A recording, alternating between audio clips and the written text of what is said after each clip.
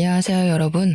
저는 현재 나이 40대 후반이고 중학생이 된 딸을 키우고 있는 학부형입니다. 저에게 몇 년 전에 일어났던 아주 웃기고 기가 막힌 일을 한번 풀어볼까 싶어서 이렇게 사연을 올리게 되었습니다. 저는 나이가 30이 되었을 무렵 지금의 남편을 소개받아 만나게 되었습니다. 소개팅이라는 자리가 불편하기도 하고 약간 편견이 있었다고나 할까요? 이 나이에 아직도 여자친구가 없어서 주변 사람들의 소개로 사람을 만나야 한다는 게 마음에 걸리는 부분이긴 했습니다. 간곡한 지인의 부탁에 자리를 나가게 되었는데 상대방은 연봉도 꽤 높고 키도 183cm나 되고 얼굴도 훈훈하게 생긴 34살의 남자였습니다.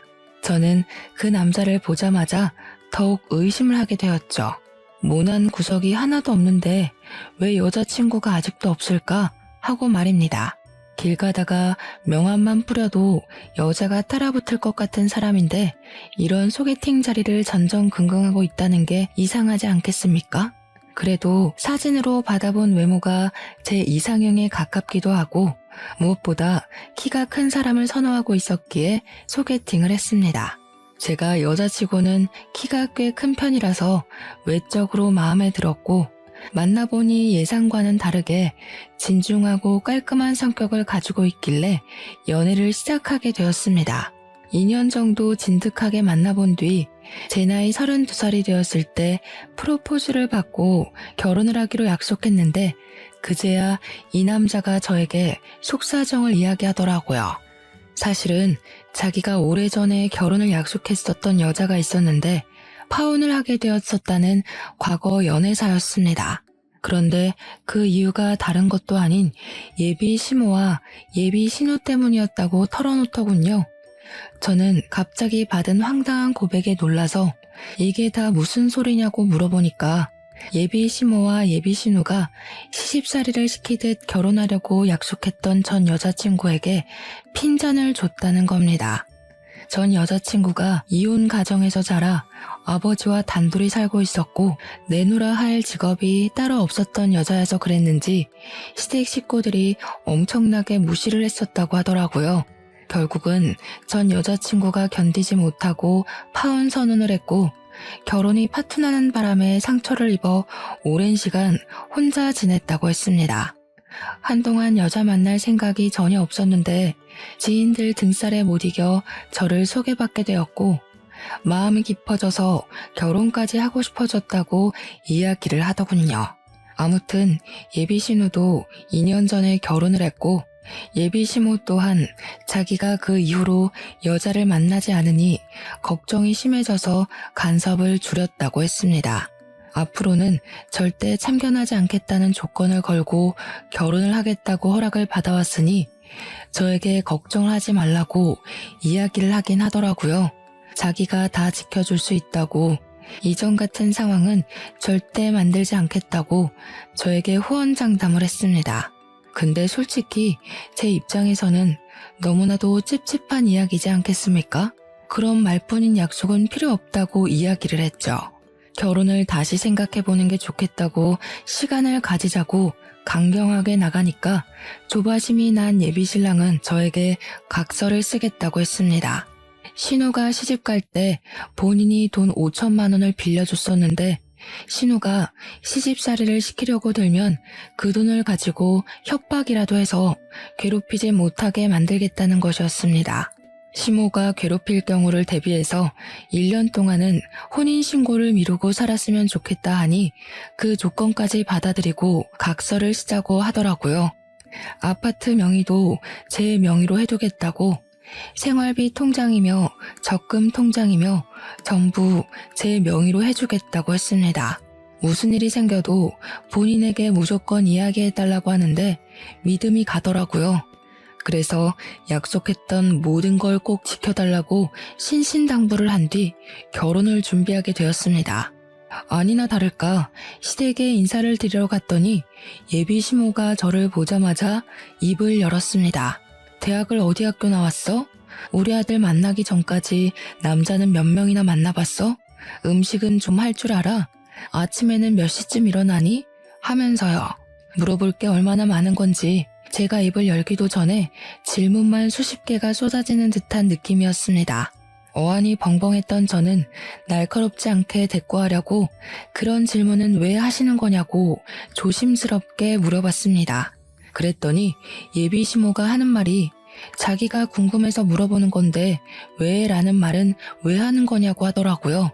저도 밀리지 않으려고 질문하시는 내용이 조금 이상한 것 같다고 대답했죠. 그때까지만 해도 예비 시모를 최대한 존중하려고 노력했습니다.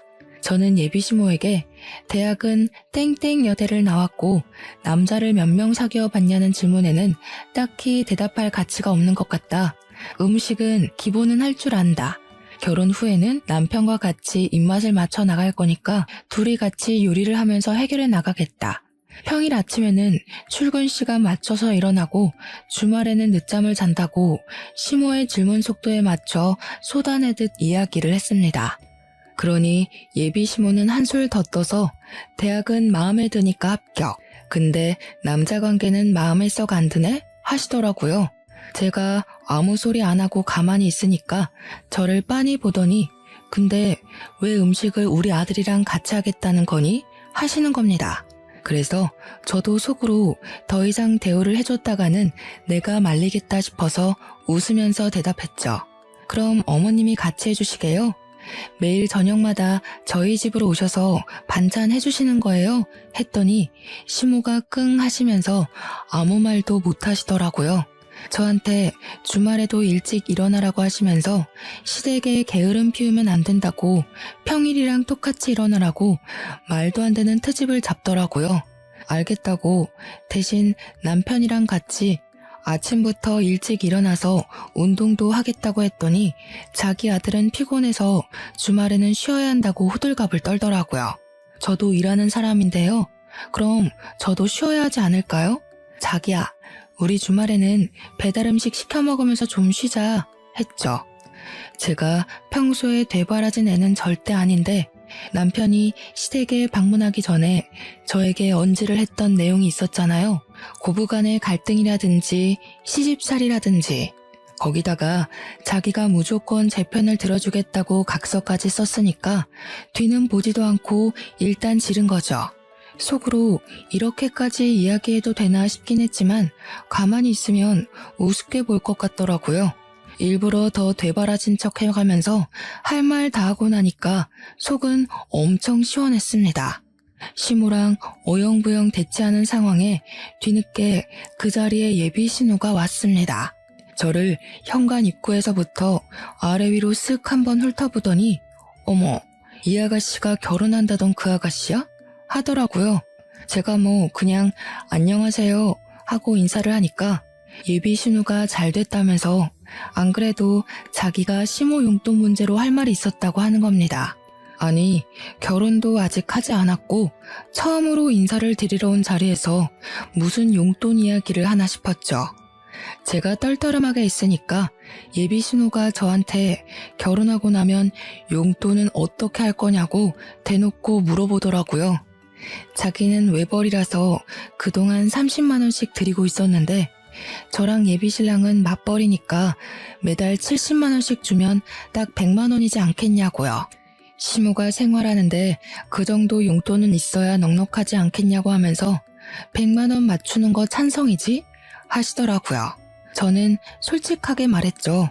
그게 다 무슨 소리냐? 70만 원을 매달 드리는 건 우리도 힘들다고요. 솔직히 남편 연봉이 1억이긴 하지만 세금도 떼야 하고 애도 낳아 키울 거 생각해야 하고 신혼집도 대출받아 구할 건데 그 돈 갚으려면 한 푼도 아까운 상황이잖아요. 돈 나갈 일이 한두 가지가 아닌 마당에 매달 70만 원씩 눈 뜨고 코 베인다고 생각하니 몸서리가 쳐지더군요. 그런데 그때 딱 구세주처럼 예비 시부가 나타나서는 예비 신우한테 한 소리 하시더라고요. 너네 집은 30만 원 내면서 둘째네는 왜 70만 원 내라고 하냐고요. 둘째네도 맞춰서 30만 원만 내면 되지. 그 정도는 줄 수 있지 않냐고. 거기다가 우리 집만 받아서 되겠냐.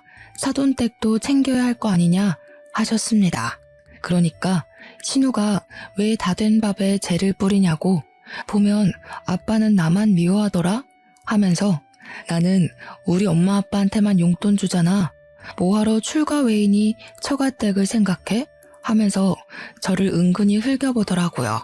제가 한 건 잡았다 생각해서 예비 신우도 출가 외인이면서 지금 친정만 챙긴다고 하시네요 뭘 이라고 했어요.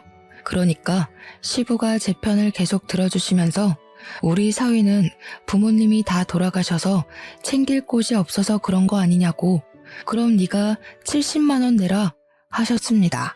신우가 놀래서 자기네 형편에 무슨 70만 원을 내라고 하는 거냐고 했습니다. 그러자 시부가 콧방귀를 끼면서 너네 형편만 따질 줄 아는 거냐고, 애들 일은 애들이 알아서 할 거니까 괜히 쫓지 말고 신경 쓰지 말라고 하더군요. 그 말을 듣는 순간 저는 깨달았죠. 시부만큼은 내 편이구나. 비빌 언덕이 있다. 결혼해도 괜찮겠다 하는 것을요. 신우가 입을 삐죽이면서 시모 눈치만 보고 아무 말도 못하는 걸 보니까 시부 말이 최고구나 하는 걸 느꼈습니다.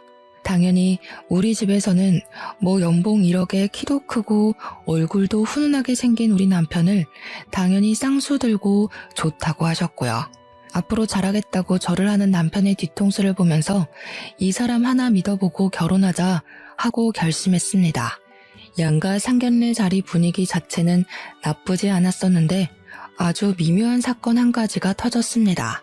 신혼집은 남편과 제가 같이 대출을 받아서 구하기로 했고 혼수는 양가에서 반반씩 지원을 해주시기로 말을 다 마쳤습니다. 예단이니 예물이니 한창 떠들면서 훈훈한 분위기를 이어가는 와중에 신우가 갑자기 음식을 앞에 두고 우욱하면서 헛구역질을 하는 거예요. 순간 온 가족이 얼음이 되어서 신우를 빤히 쳐다보니까 신우가 웃으면서 사실 자기가 임신을 했다고 이야기를 하는 겁니다. 저는 기가 막히고 코가 막혔죠. 다른 자리도 아니고 굳이 저와 남편의 상견례 자리에서 임신했다고 말을 하는 게 뭔 행동인가 싶어서요. 제가 저도 모르게 허 하면서 신우를 바라보니까 신우가 자기 임신한 사실을 많은 사람들 앞에서 축하받고 싶었다고 하는 겁니다. 거기서 멈췄으면 사연에 덧붙이지도 않았을 텐데 글쎄 이 정신 나간 신우가 우리 부모님한테 그러는 거예요. 임신한 게 축복이니만큼 사돈 어르신들도 자기한테 선물 하나 해주시라고요. 제가 속으로 이게 무슨 개 같은 경우인가 하고 신우를 보고 있는데 저희 부모님도 무척이나 당황하신 거죠. 말로는 축하드려요 사돈 하는데 시모가 축하하면 성의를 보이시면 어떠냐고, 사돈 댁에서 선물 하나 해주세요. 말로만 축하하지 마시고요. 하는 겁니다. 어쩜 그리 모녀가 쌍으로 뻔뻔할 수 있는지 제가 가만히 있어서는 안 되겠다 싶더라고요. 그래서 신우한테 다른 날도 아니고 제 상견례 자리에서 갑자기 이게 무슨 소리냐고 사납게 물어봤죠. 그러니 신우가 눈 동그랗게 뜨고는 뭐가 문제냐는 식으로 올케는 내가 임신 소식 전하는 게 아니고 하는 거예요. 완전히 여우가 따로 없죠. 저한테 다 뒤집어 씌우려고 저런 소리를 하는 거잖아요. 제가 그 자리에서 싫은데요? 하면 속 좁은 사람이 되는 거고 축하드려요 하면 꼼짝없이 선물을 바쳐야 하잖아요. 근데 남편이 딱 그러더라고요. 선물을 왜 우리 장인 장모한테 해달라고 하냐고요. 매형이 그 정도 능력도 없는 사람이냐면서 제 편을 딱 들어주는데 속이 시원하더라고요. 시부가 남편 편을 들면서 그러더라고요. 가족끼리 선물은 무슨 건강관리나 잘하라고요. 허구한 날 빨빨거리면서 싸돌아다니지 말라고요. 시부가 혀를 끌끌 차면서 너도 이제 자식이 생겨서 느끼겠지만 부모가 돼서 속도 썩고 고생을 해봐야 알지 하셨습니다. 이게 덕담인지 고생하라고 저주를 퍼붓는 건지 살짝 헷갈리긴 했어요. 신우가 씩씩거리면서 말로만 축하하는 게 어디 있냐고 두 손을 내미는데 제가 그랬죠. 엎드려 절받기도 아니고 마음에서 우러러 나오는 선물을 받으셔야 하지 않겠냐고요. 달라고 우겨서 받아내면 그게 강탈이지 선물인가요? 제가 아기 베넷 저고리 정도는 해드릴 수 있다고 했습니다. 제가 막 기분을 살살 건드리면서 이야기를 하니까 저희 부모님도 깜짝 놀라시더라고요. 제가 평소에 그런 말을 하는 애가 아닌데 날선 반응을 일으키니까 저희 부모님이 저를 발로 툭툭 치셨지만 저는 오르쇠했습니다. 아무튼 신우가 자기는 연말쯤 출산할 예정이라고 하는데 저희가 말을 나눈 결혼식 날짜가 연말이었거든요. 천천히 결혼 준비해서 그쯤 결혼식을 올리면 괜찮겠다 했더니만 신우 출산이랑 겹쳐질 것 같더라고요. 다시 날짜를 상의하면서 결혼식을 조금 일찍 하는 게 좋겠다 하는데 신우가 그러는 겁니다.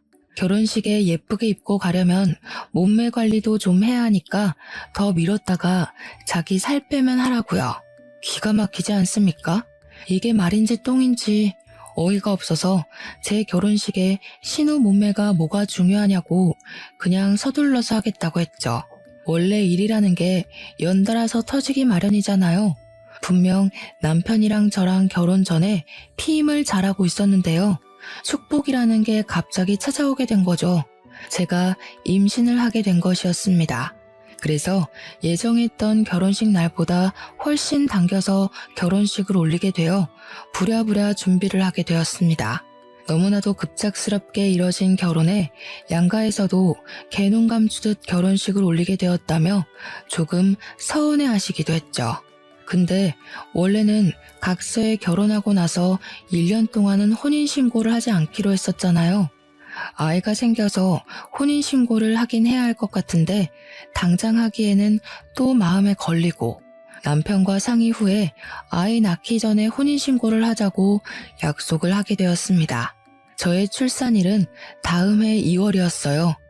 배가 나오기 전에 식을 올려야 한다고 생각을 했기에 천천히 여유를 가지고 준비하려고 했던 결혼식을 2달 만에 준비했고 저는 임신 4개월째에 결혼식을 올리게 되었습니다.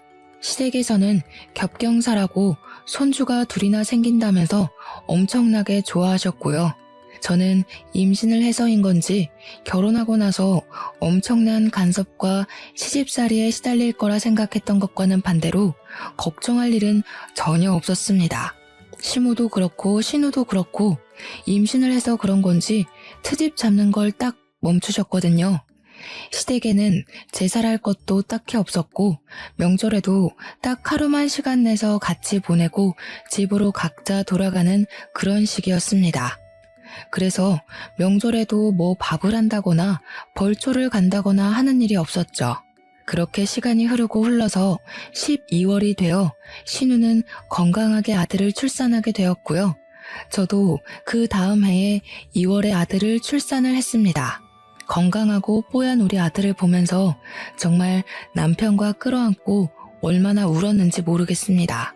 시부모님은 2분 다 갑자기 생긴 손주 둘에 푹 빠져서 정신이 빠질 정도로 좋아하셨는데 아무래도 우리 아들이 대를 이어야 할 아들이라고 생각하셨던 것 같아요. 시부가 티가 날 정도로 우리 아들을 더 예뻐해 주시긴 했거든요. 과자를 사 먹으라고 용돈을 마구마구 찔러주셨고요. 신우는 항상 그걸 가지고 불만을 토로했고 차별당하는 기분이 좋지 않다며 저에게 계속 이야기를 해댔습니다. 아무래도 시부성을 따른 손주가 더 귀한가 보다 하면서 차별 노래를 불러대니 저와 남편은 가시방석에 앉은 듯 했죠. 미안한 마음도 들고 하니까 저랑 남편이 일부러 신우네 아들 선물을 더 많이 챙기기도 했고요. 근데도 신우는 고마운 줄 모르고 맨날 우리 아빠가 나는 출가 외인이라 그러냐? 우리 애는 신경도 안 쓰네 하면서 서운해했습니다. 불만만 가득 뿜어대면서도 시댁에 와서 죽치고 있으니까 저도 너무 불편했죠. 하지만 시부가 매번 저에게만 용돈을 따로 찔러주시니까 할 말이 없는 입장인 거예요, 제가.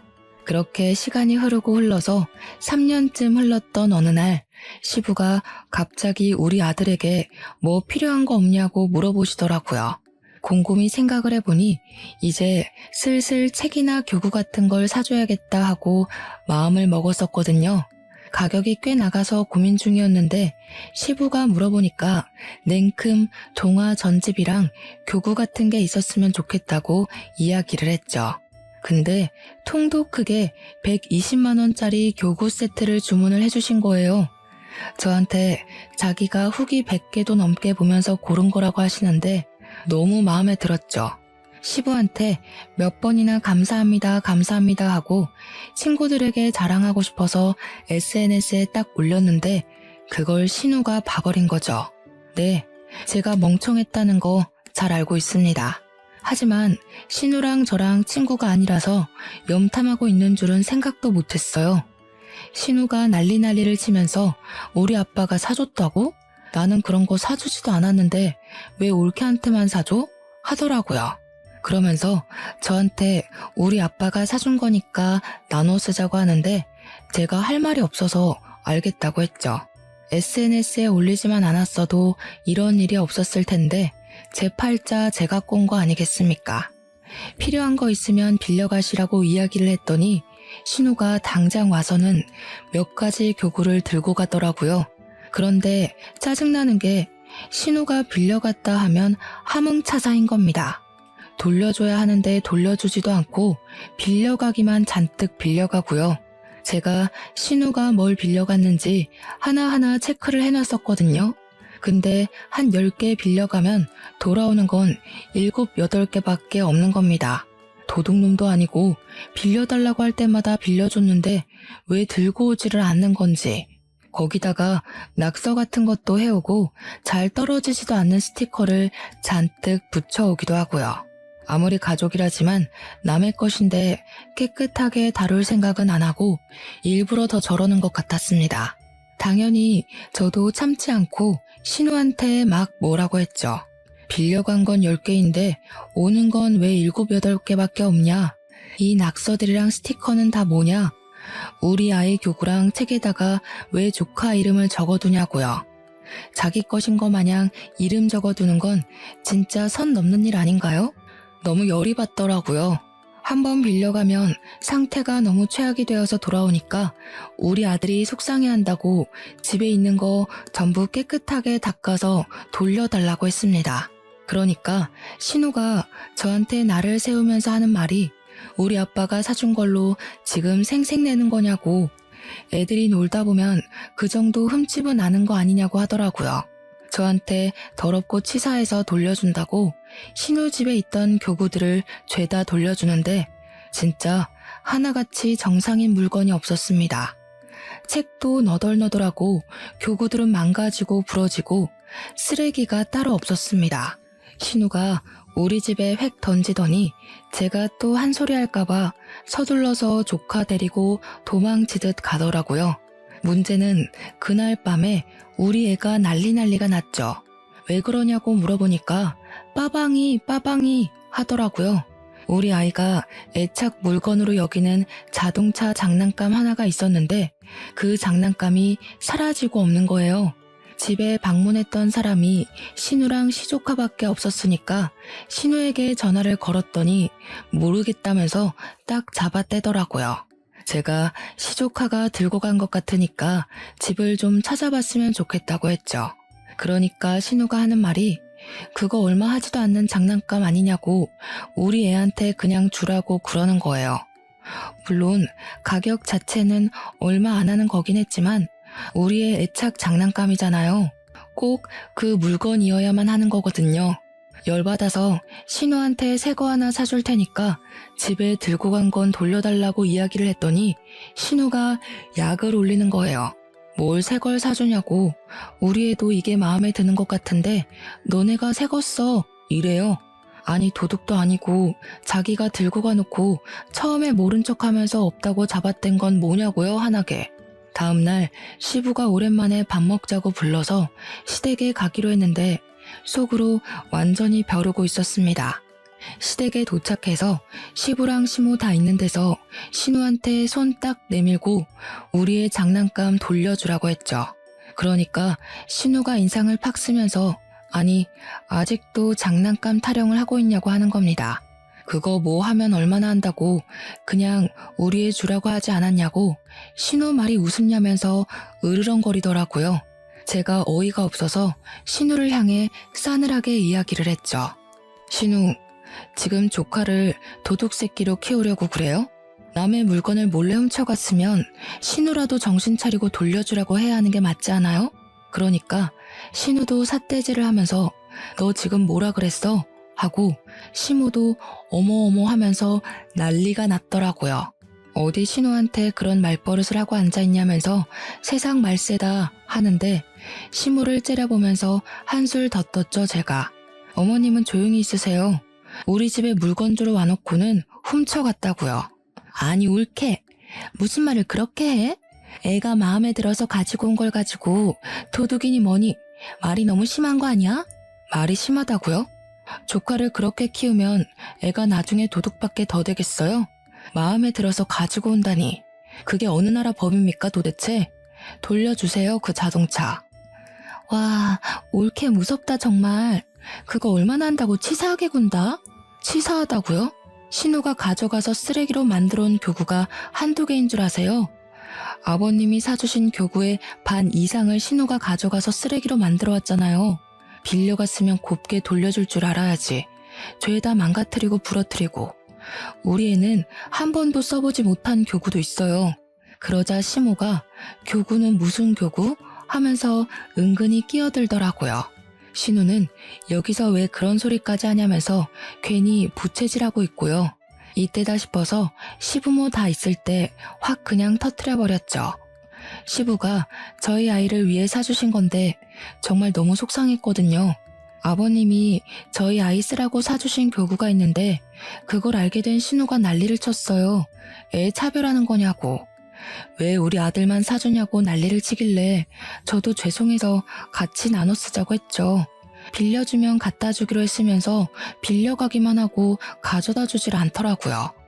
돌려줘도 낙서해두고 찢고 망가뜨려서 주고요. 도대체 조카 이름은 왜 적어두는 거예요? 우리 아이 건데? 그 말이 끝나기 무섭게 시부가 버럭하면서 신우한테 너 그게 진짜야? 하더라고요. 그러면서 뒤이어 나온 말은 저를 경악에 물들게 했습니다. 너 내가 교구 사준다고 했을 때 네가 네 입으로 뭐라 그랬어? 그런 거 다 쓸모없다고. 애 장난감 사는 게 더 시급하다고 하면서 100만 원짜리 전동차 같은 거 사달라고 해서 사줬잖아. 내가 며느리한테 120만 원짜리 교구 사준 거 알고 나서는 눈에 불을 켜고 달려들어서 현금으로 20만 원도 받아가 놓고는.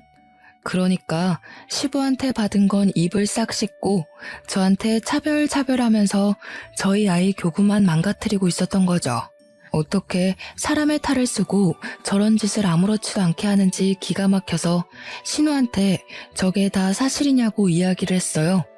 신우도 지금 받아놓고 나한테 빌려주기 싫어서 입을 싹 씻은 거냐고 막 달려들었습니다. 그러니까 신우가 당황해하면서 교구를 같이 쓰자고 한 건 옳게 아니냐면서 자기가 뭘 잘못했냐고 하대요. 저도 신우한테 그럼 조카의 전동차를 빌려달라고 당당하게 요구를 했더니 신우가 그건 우리 애가 너무너무 좋아하는 거라 없으면 안 된대요.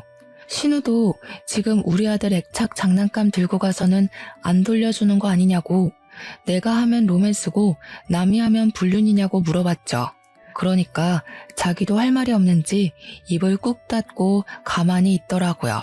우리 남편이 조용히 정색하고 있다가 갑자기 문 밖에 세워진 애들 타는 자동차 같은 거, 그게 아빠가 사준 거냐고 시부한테 묻더라고요. 시부가 맞는다고 고개를 끄덕이니까 현관문을 벌컥 열더니 그 자동차를 냅다 드는 겁니다. 그게 꽤 무거울 텐데 번쩍 들더니 차 문 열으라고 트렁크에 싣고 가자고 하는 거예요. 신우가 놀래서 우리 아들 거라고 뭐 하는 거냐고 하는데 남편이 개무시를 하더라고요.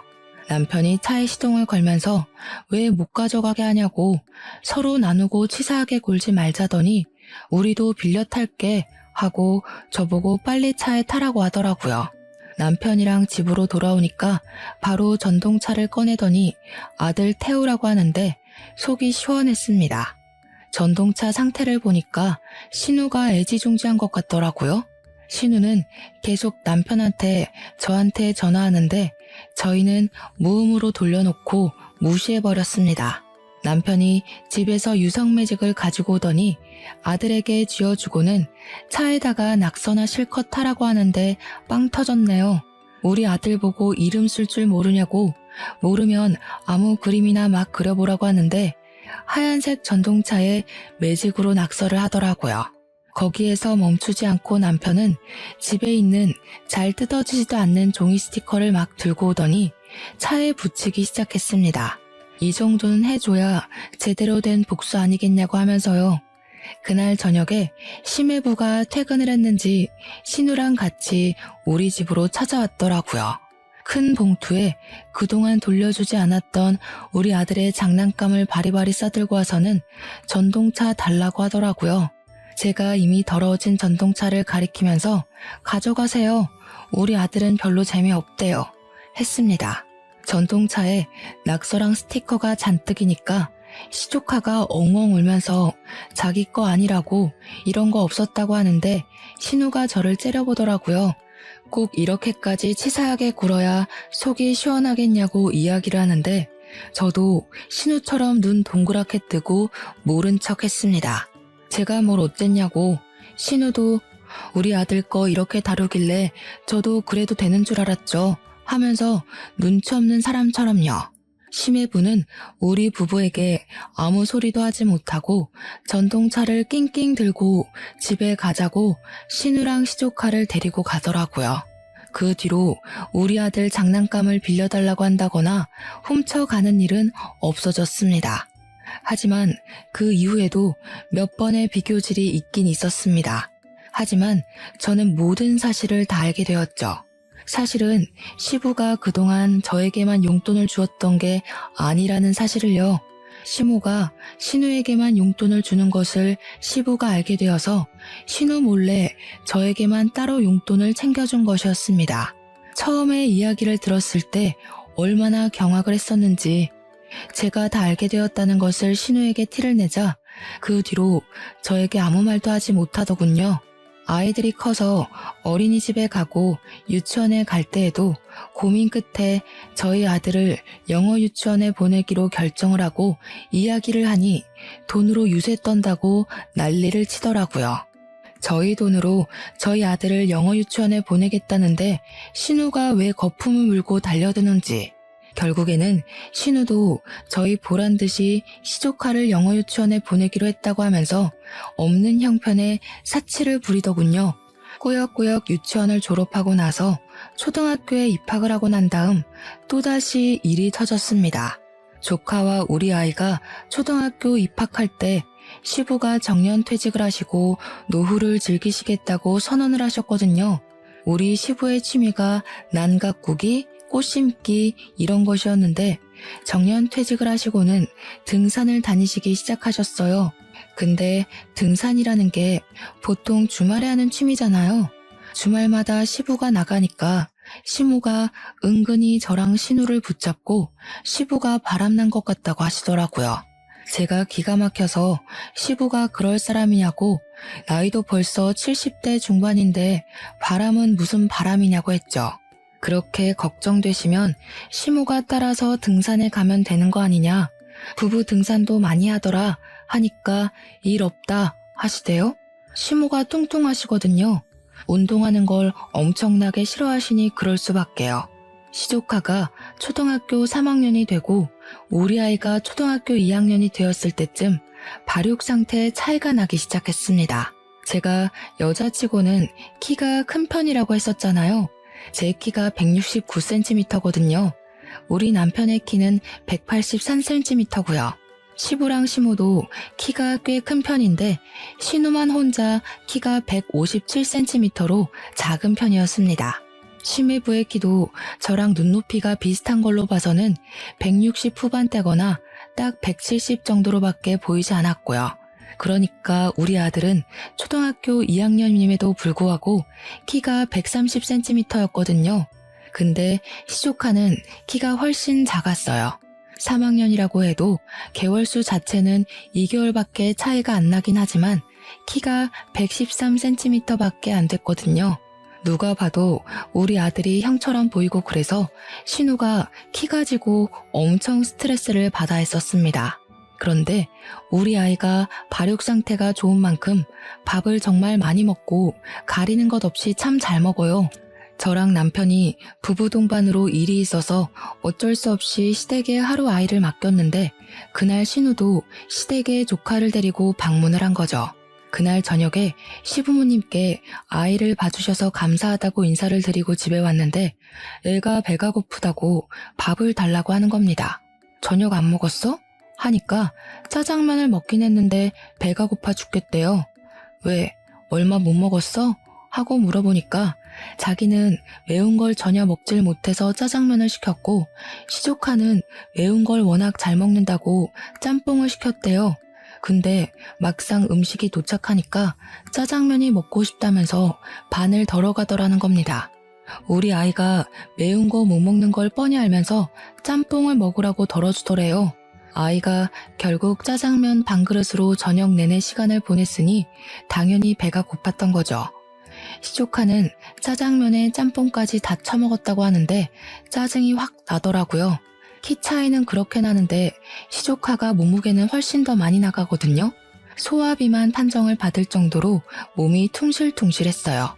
우리 아이에게 밥을 차려주면서 다음부터는 나눠 먹기 싫다고 하던가 아니면 곱빼기로 시켜달라고 이야기를 하라고 했죠. 한 3주쯤 지나서 부부 동반 모임에 참석하느라 아이를 또 시댁에 맡기고 모임이 끝난 뒤 데리러 가니까 우리 아이 표정이 좋지 않더라고요. 혹시 오늘도 짜장면 먹었어? 하니까 신우 눈치를 슬쩍 보면서 고개를 끄덕이는데 먹는 걸로 치사하게 굴었구나 싶었습니다. 시댁에 신우랑 시조카, 시모까지 다 있어서 거기서 이야기를 꺼냈죠.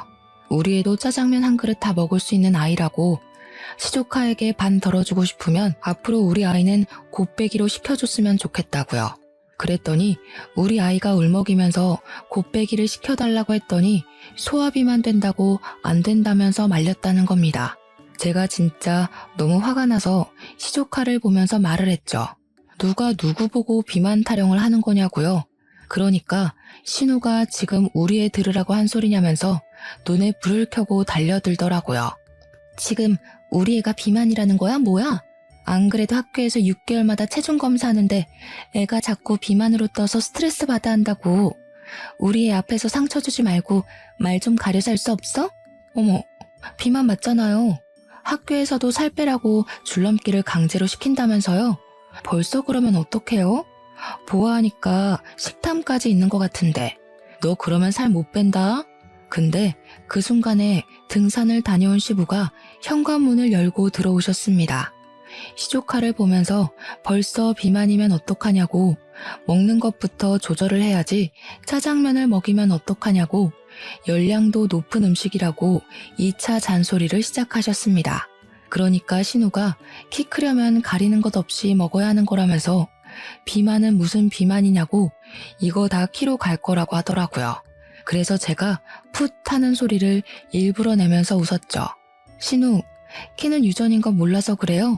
신우도 작고 심해부도 뭐 아무튼 먹는 거 조절하는 게 좋을 것 같아요. 거기다가 운동을 해야 애 키가 클 텐데 이야기 들어보니까 주말 내내 시댁에서 휴대폰만 본다면서요? 그것도 누워서요. 시부가 듣다 안 되겠는지 시조카한테 앞으로 주말마다 할아버지 따라서 등산을 가자고 했습니다. 그러자 시조카가 기겁을 하면서 등산 죽어도 싫다고 하는 거예요. 시부가 등산이 얼마나 좋은 운동인지 아냐고 같이 가면 재밌을 거라고 하니까 시조카가 거기서 폭탄을 딱 던진 겁니다. 할아버지 등산 가서 여자 만나는 거라던데 할머니랑 엄마가 할아버지 바람났다고 그랬어. 그 말에 당연히 집안 사람들 표정이 싹 굳고 사색이 되었죠. 저는 그런 이야기를 애 앞에서 했다는 것도 너무나도 놀랍고 신우랑 시모의 머리가 어떻게 된 건 아닐까 하는 생각이 절로 들었습니다. 시부가 너무 놀라서 눈을 껌뻑껌뻑 하더니 얼굴이 새빨갛게 달아올라서 시모랑 신우를 향해 소리를 치셨습니다. 뭐가 어쩌고 어째? 하는데 정말 집안에 접시가 깨져나가겠구나 싶을 정도로 큰 소리였습니다. 시모가 놀래서 아니 그게 아니라 하면서 변명을 할 준비를 하고 신우는 서둘러서 시조카의 입을 틀어막았습니다. 저와 남편 그리고 우리 아들은 놀래서 아무 소리도 못하고 가만히 서 있었죠. 시부가 팔을 부들부들 떨면서 시모에게 삿대질을 했습니다. 이 인간들이 뭐가 어쩌고 어째? 바람? 이 할망구가 노망이 났나? 내가 등산을 같이 가자고 할 때는 죽어도 싫다고 하더니 바람이 뭐? 첫째 너는 생각도 없이 그걸 지 자식 있는 데서 씨부리고 있어? 부끄럽지도 않아? 뭐 잘난 소리라고 지 입으로 떠들어 제껴? 아니 아빠 그냥 농담 삼아서 한 말인데 뭐 이렇게 화를 내고 그래. 아빠가 주말마다 등산에 가니까 그냥 우리끼리 우스갯소리로. 농담할 게 따로 있지. 얘 며느리야. 너도 이 헛소리를 들은 적 있냐? 시선이 전부 저한테 한데 모였는데 이때다 싶은 마음도 슬쩍 들더라고요. 그래서 고개를 끄덕끄덕 했죠. 그러니 시부가 거실에 있던 휴지값을 시모 쪽으로 던지면서 화를 내셨습니다. 이 인간들이 단단히 노망이 났다고 당장 병원이라도 가둬야 하는 거 아니냐고요. 그런 소리를 씹으려서 사람을 부도덕한 사람으로 몰아간다고 하시면서 시부가 시모에게 그러셨습니다. 뭐 눈에는 뭐만 보인다더니 당신이 그런 소리를 자기한테 해도 되냐고요. 그 말에 시모가 사색이 되어서 왜 또 옛날 이야기를 꺼내고 그러냐고 하는데 저랑 남편은 영문을 몰라서 시부모를 쳐다만 봤죠. 이 옆에 내가 몇 년 전에 바람이 났을 때도 내가 눈 꼭 감고 한번 넘어가 줬는데 이제는 나를 바람난 인간으로 몰아? 이런 부도덕하고 몰상식한 인간 같으니라고. 꼴도 보기 싫어. 나가. 그러더니 신우를 향해서 말씀하시더라고요. 네가 네 엄마 데리고 나가라고요. 끼리끼리 지지고 볶고 잘 살아보라면서 냅다 큰 보스턴백을 들고 오셔서 짐 싸라고 시모에게 던지셨어요. 시모는 끝까지 잘못했단 소리 없이 짐 싸서 신우 집으로 가시더라고요. 근데 신우가 제 코가 석자인 사람이잖아요. 며칠 지나고 신우가 시모에게 눈치를 줬나 봐요. 집으로 돌아가라고요. 시모가 울며 겨자 먹기로 시댁에 왔는데 시부가 비번도 바꿔버리고 행동력 있게 집도 부동산에 내놔버린 거죠. 시모한테 따로 살자고 하면서 황혼 이혼 모르냐고 별거 하자고 자기는 원룸 가서 살 거라면서 이혼 소송도 불사하겠다 선언을 하셨습니다. 꼼짝없이 신우가 시모를 모시고 살게 됐는데 시모도 돈이 없으니까 우리한테 시모를 모시고 가라고 떠넘기더라고요. 하지만 우리 남편이 든든하게 제 편 들어주기로 했잖아요. 딱 잘라 거절을 했습니다.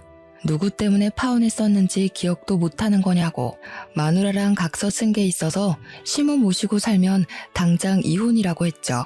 신우가 어이없어 하면서 그럼 매달 생활비라도 보태주라고 하면서 남편한테 둘 다 자식이니 그 정도는 해야 되지 않겠냐고 했대요. 우리 남편이 와이프에게 물어보겠다고 하면서 저에게 뭘 물어보는 신용을 하더니 바로 신우한테 그러대요. 누나, 나 생활비는 못 도와줄 것 같아. 우리 와이프가 누나 시집갈 때 빌려준 5천만 원도 받아오라고 하는데 어떻게 생활비 이야기를 하겠어. 우리 남편이 한술 더 떠서 말을 하니까 제가 나설 필요도 없었습니다. 신우는 당황해하면서 그 돈 결혼 선물로 준 거 아니냐고 하니까 남편이 모르는 척 하더라고요. 누가 원수 같은 누나 결혼하는데 5천만 원이나 선물로 줘? 그때 차용증 쓴 거 내가 아직 가지고 있는 거 몰라서 그래? 신우는 남편 보고 독한 인간이라고 그걸 아직까지 가지고 있냐고 하더니 그 뒤로 생활비 보태라는 말이 쏙 들어가더라고요. 결국 시부랑 시모는 시부의 강력한 바람으로 이혼을 했고요. 시부는 지금 우리 집 근처 원룸에서 혼자 노후 라이프를 즐기고 계세요. 신우랑 시모는 맨날 나가라 못 나간다 하면서 싸우고 있다고 신우가 가끔 저에게 전화와서는 시모 모시고 가면 안 되겠냐고 하는데 누가 그 제안을 받아들이겠습니까? 당연히 거절하고 있고요. 남편은 결혼 전에 저에게 약속했던 대로 커다란 벽이 되어주고 있어서 시모도 차단해버리고 아이와 시부와 즐거운 시간 보내면서 살고 있습니다. 이래서 사람이 너무 욕심만 부리고 심술만 부리고 살면 안 된다는 걸 깨닫게 되네요. 여러분들도 이런 어처구니 없는 일을 당하시면 당황해하지 마시고 현명하게 잘 대처하길 바랍니다. 저의 긴 사연 들어주신 여러분 감사합니다. 행복한 하루 되세요.